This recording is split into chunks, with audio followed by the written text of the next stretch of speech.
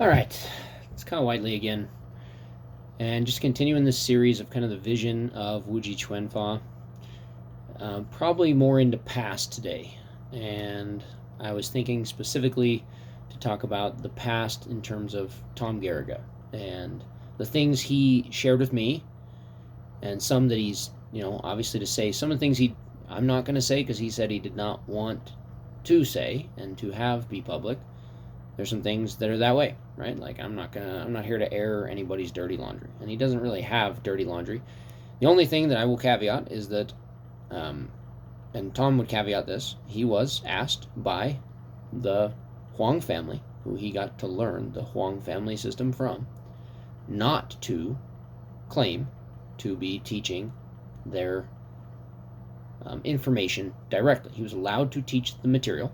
The doc said to do it through his own school, and it's maybe an internal family dynamic. Doc Huang and our Kiwi Huang both really like Tom, and I'll get into the reasons why they were willing to learn him as we talk, I guess, this time, or as I share this. And Tom was happy with that. He would tell people that all the time. But that was what they asked. It's just they didn't want to be publicly tied with it. And maybe there's some fairer reasons for that, right? They don't know what directions Tom was going to go with it. He is an outsider learning it. He was given, like, they really enjoyed sharing the material with him. Doc and our Kiwi were fine with him teaching it and doing it, just not, how do I put it, not officially as the thing. So for a long time, like I mentioned in the first video, he taught it as Hua Kenpo, which really he always pronounced Hua Gun Bo based on the Chinese pronunciation, not on the Chinese words Kenpo, which is for Chuanfa. And so the characters were even different. Hua Gun Bo, gun means root, and Hua was for Chinese, or Hua Gun Bo, and then Bo was like brawling or more raw fighting. And that was really Tom's vision. That's why we always joke this is more like Tom's school of dirty street fighting. Tom certainly brought into it his own take, his own experience, which was extensive outside. That's what was so neat about Tom Garagga and this system, is that Wuji Chuanfa really does become its own style, but with having the Huang family system, which its official name was Ge Jian Pai as far as we know it, meaning Ge family, because they built it for the Ge family originally, as I'll talk about today. And Jian means sword, and Pai is a style or a branch or a school. That's kind of the mother style that became the most influential, that Tom wanted to teach everything else he learned around. He did not discard Kempo. He did not discard Nikai Jiu-Jitsu. He did not, or Jujutsu. He did not discard his Tomiki Aikido exposure, or his, I think he said, Kodokan Judo experience, or his Shotokan Karate even. Anything that worked, this guy wanted to learn and use. And I'll explain some of why. Tom was always slow to want to speak about himself, and finally, like I said at his funeral when I got asked to speak, he can't stop us from saying good things about him now and changing the subject and doing like he liked to do. He was a very private person, and that's good, but his story's worth telling, and someone should always tell kind of the story as somebody, I think. So take it for what it is. I guess if someone's bothered by that, I don't know, give me a call, take it up with me, whatever. I'm not here to say anything bad. Like, I'm just here to share the truth. And he was always very forthcoming if you asked him. He was with me. Although he was a very private person. He's not just going to talk to just anybody. He's very busy, Like, it took me a long time for him to even be willing to get to the point where he would talk to me about this. And it wasn't until like 2018 or 19 I could get a real good sit down like this. Other than that, he would change the subject. So let's just get back to training, Like, doesn't matter. And that maybe is a good place to start. Tom didn't care about lineage and tradition, like, basically at all. He was huge on personal honor of relationships. And so he had the chance to meet Doc Huang and learn from him. And even though, like, to not be able to claim lineage back to what he learned would always be difficult as a teacher. It is just a difficult thing to do, right? It's so much easier when you can say, I learned from him, and there's a clean lineage. It would have been to his benefit to have a clean lineage. And there's no clean lineage with it, and he doesn't claim that. He does say, I took what they did, and it was my top influence on what I taught, by far. It changed my entire way of doing things. But I am on my own after Doc and RQ, I believe, from what he said. Yang Qin Huang took the throne, so to speak, as the grandmaster of the system, and said, hey, what you learned was a gift, but you're not one of us. And so they didn't share material anymore.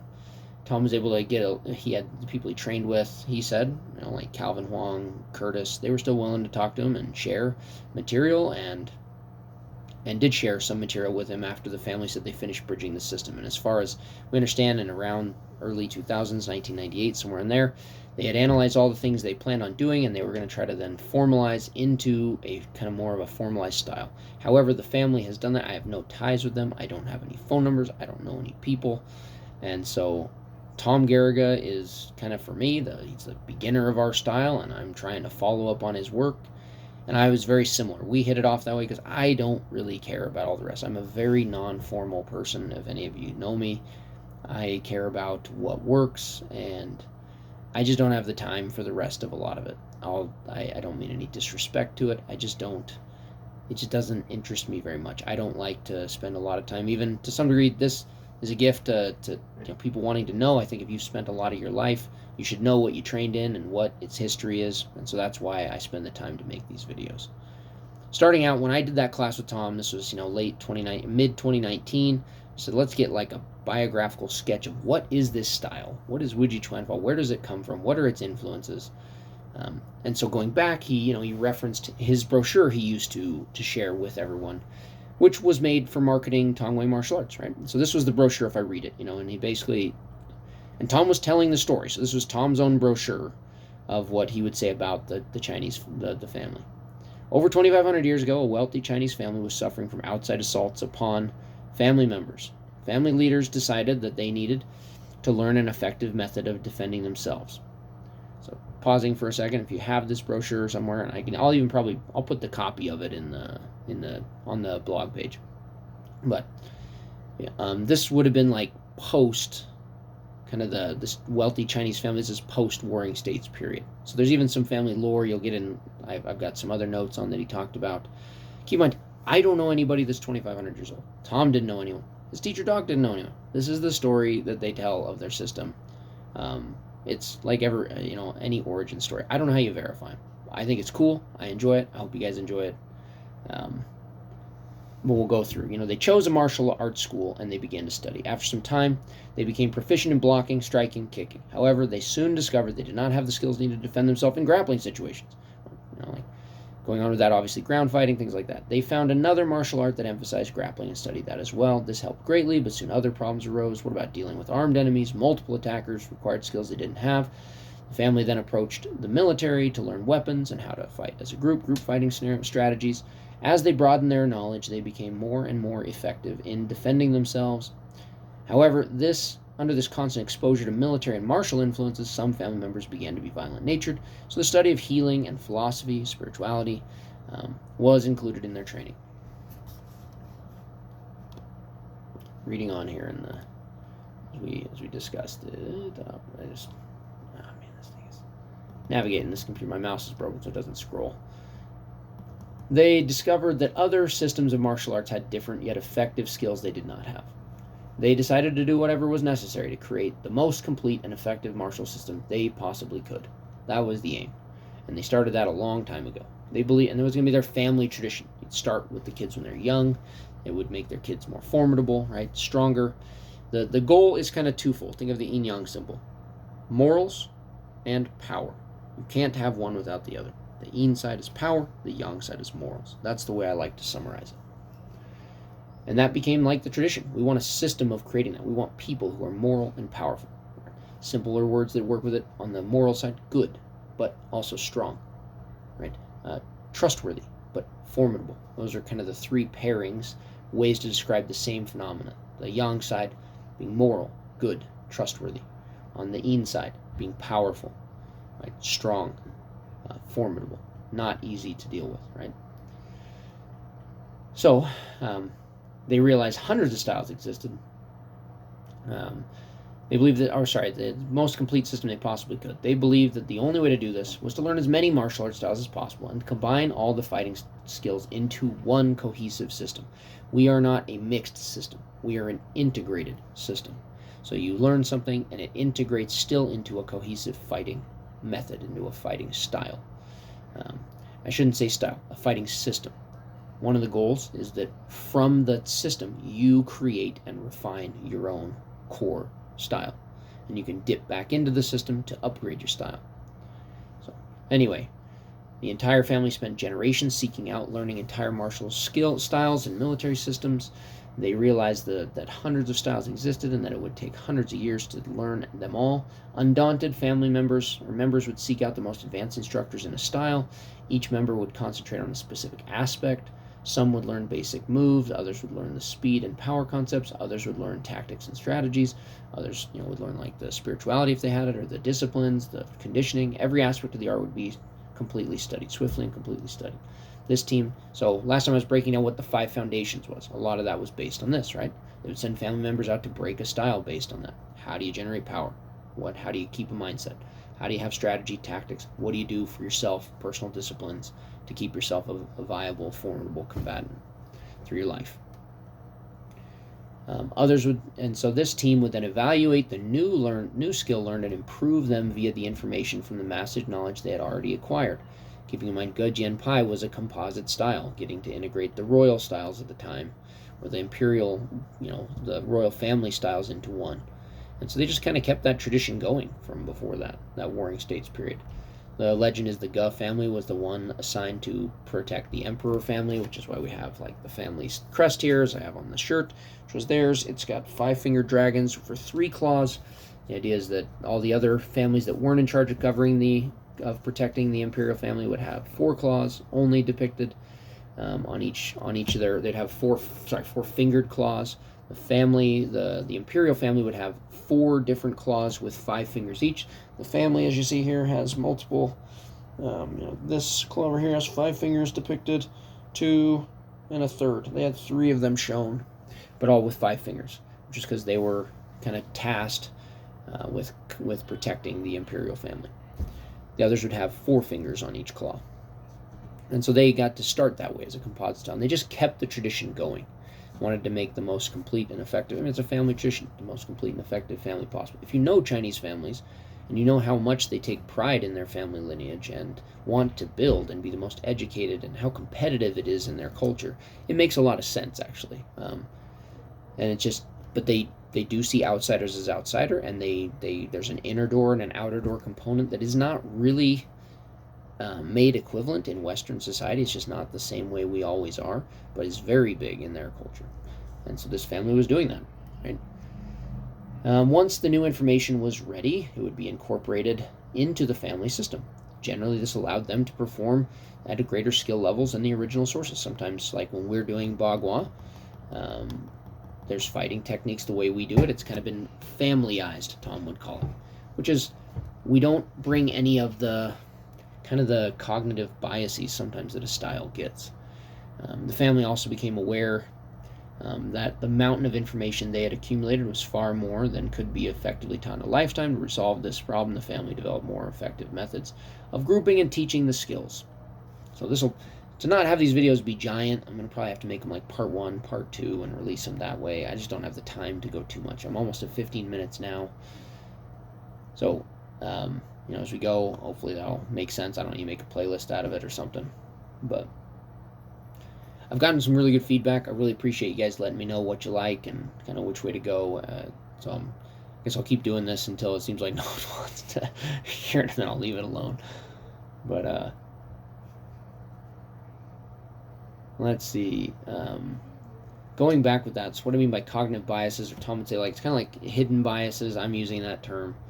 It's just like, when you come up with an answer and something cool, you want it to be the answer for everything. And not to crap on that style, because some of them don't do this at all. But like Wing Chun, for example, we really incorporate a lot out of. We like their 4 corners. But we don't use the style the way they do. It's almost insulting, because you kind of, you familyize it, which we don't use like the chain. Their offense we basically don't like. We liked the concept of systematically zoning the body out and systematizing the way you check. We don't even use all the different, tan sao, bung sao, and things like that they use, which is Cantonese actually. That's why it sounds different from Mandarin that I'm going to use mostly, because that's what I speak.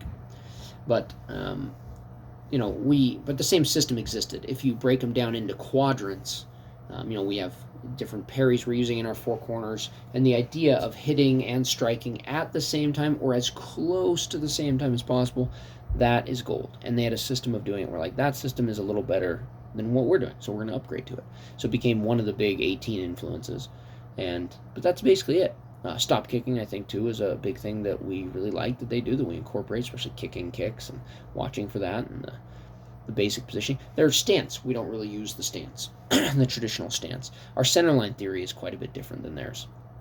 So there were times where we're like, we're going to take what is uniquely effective, the thing they do that has comparative advantage to other groups, and we're going to try to keep that, but we're also not going to try to just convert to another one. It does bring up an interesting point maybe to end this video on, and I'll pick up here on the next one, of like, it is a mistake to compare, and it's an easy one to make a mistake on, that if one style wins in a big public contest, it is now the superior style. The family's conclusion is that didn't really exist. You don't fight the man, you fight the style. Ed Parker, Tom would always quote that, said Ed Parker always said that to him. He asked, is Kempo the best style? And he said, I think Kempo is one of the best styles, absolutely. And he was trying to make a composite style, and Ed Parker was an amazing fighter, Tom said. He would always joke, Ed Parker would always tell the joke and say, where would you like to fight people? Like, phone booths so they can't get away from you. That's a mentality, right? Guy had a serious mentality and had been in a lot of real fights. So nobody owns combat. There's not like a style where if you just go learn that, you'll be better than everybody. You don't fight the style, you fight the man. That's what Ed Parker would always say. Because Tom asked him, he said, why don't we win every competition we're in if we're the best style? So it's because you don't fight the style, you fight the man. So a style can have a lot of potential that the current practitioners aren't using. And then sometimes even a weak style can have a guy that just has incredible potential and is doing it. The family had a huge interest in studying those guys.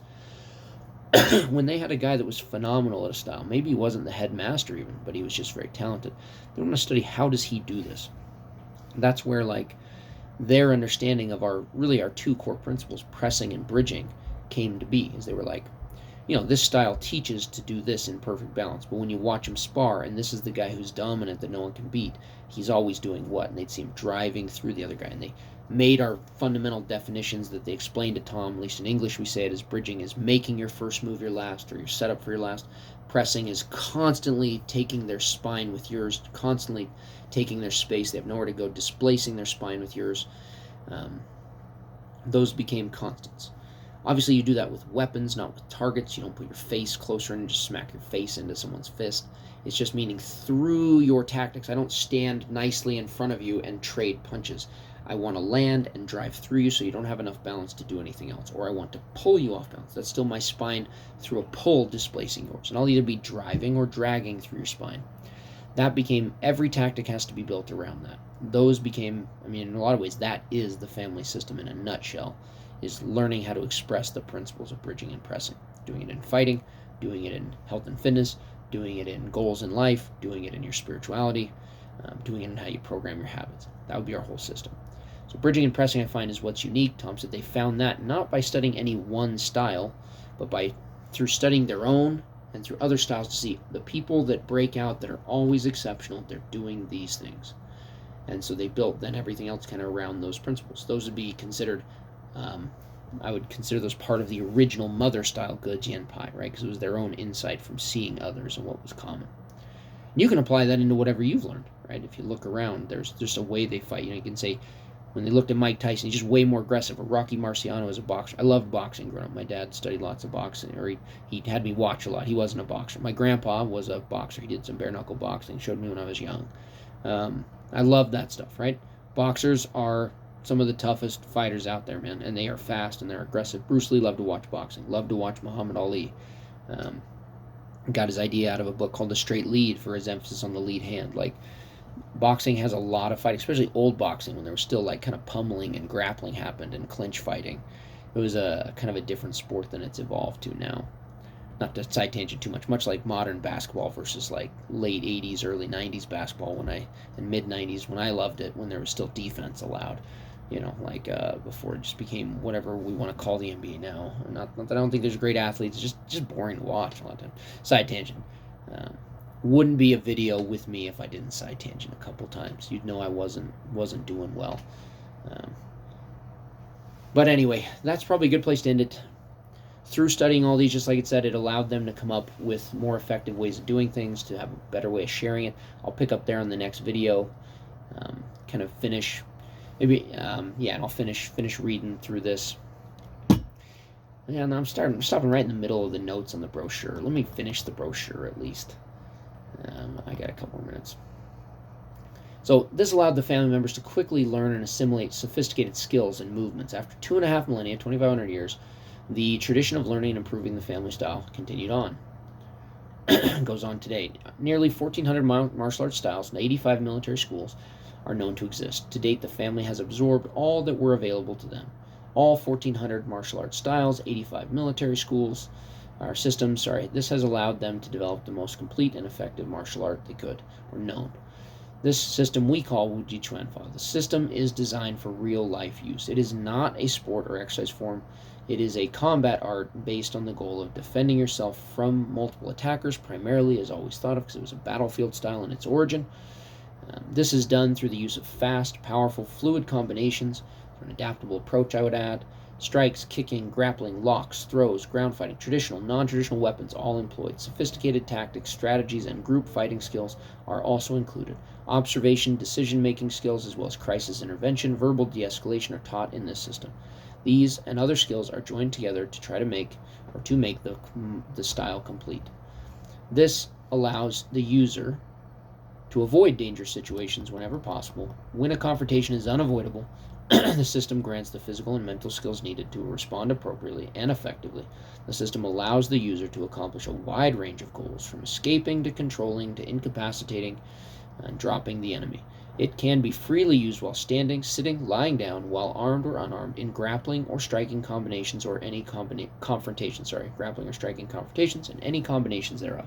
The goal of the system is to allow the practitioner to use their knowledge base to create their own personal martial art.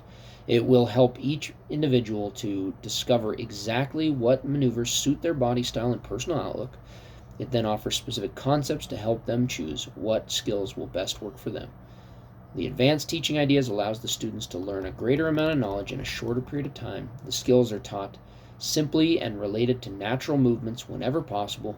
The skills are initially taught at a high level of performance, meaning we have a minimum amount of what I'm going to call in traditional martial arts kind of the hazing period. Although for a lot of us, we did go through like kind of learning one way and then having it undone and taught a more advanced way later. And that's just kind of a product. If anyone's learned any traditional martial art, you probably had that as a white belt or whatever you want to call it. The Wuji Chuanfa system is a result of a methodical approach to develop an ultimate martial art, or what Tom would he change later when he was kind of redoing this brochure and talking through it, we would branch off into conversation about understanding this. So the most complete martial art that they could. Ultimate is kind of a marketing phrase, and it was a good one maybe at the time, where everyone's looking for it. I think sometimes, complete was the better word, right? Centuries of study by hundreds of family members have been incorporated. You will not find a more complete or realistically effective system taught anywhere in the world today. That was the brochure Tom used to promote his school. And he had permission to share that from Doc, right? It doesn't give specific names he's working with. It doesn't try to have a specific lineage tie back. It's a story, and it would have probably helped Tom a lot more to say, here's my teacher, and you can meet him, and here's pictures of him, and here's pictures of me working with him, right? It creates a feeling of more legitimacy, which is something that, Tom said, but that was his word that he gave.